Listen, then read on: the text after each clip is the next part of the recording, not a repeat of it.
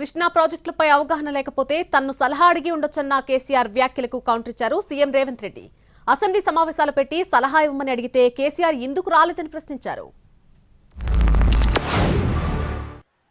Budget జరుగుతుంటే ఏమైతది? Budget అతి ముఖ్యమైన విషయం. ఎప్పుడు కూడా చరిత్రలో దాన్ని పక్కకు పెట్టి వేరే అంశాలు తీసుకోరు. కానీ అగమేఘాల మీద ఇది జరుగుతుంటే, ఆ రగడ జరుగుతుంటే, బిడ్డ మీ సంగతి బదాలను నిలబెడతా మిమ్మలను ప్రజల ముందే తెలుసుకుంటాం అని నల్లగొండ చెలో నల్లగొండ నేను పిలిపించిన.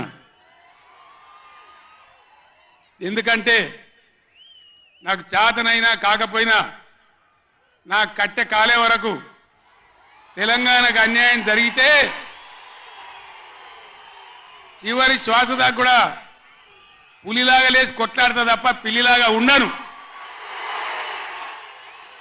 ఎట్టి పరిస్థితులలో 600 ఏ విషయంలో కూడా తెలంగాణకు అన్యాయం జరగనివ్వను. కొట్లాడదాం.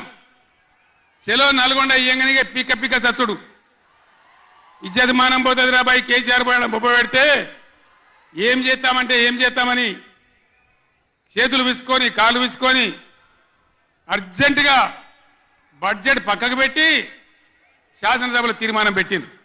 మాట్లాడుతున్నాడు, మీరు కేఆర్ఎంబి మీద మీకు అవగాహన లేకపోతే నడితే అన్న ఎట్లా చేద్దామని మాట్లాడితే నేను సలహా చెప్పటోని. అయ్యా, శాసనసభలో చర్చ పెట్టినాం, సలహా చెప్పమని అడిగినాం.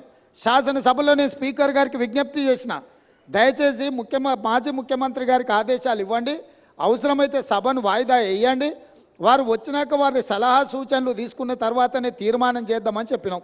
ఉత్తమ్ కుమార్ రెడ్డి గారు పెట్టిన తీర్మానంలో లోపాలు ఉన్నాయి, అది కూడా చక్కగా లేదన్నాడు.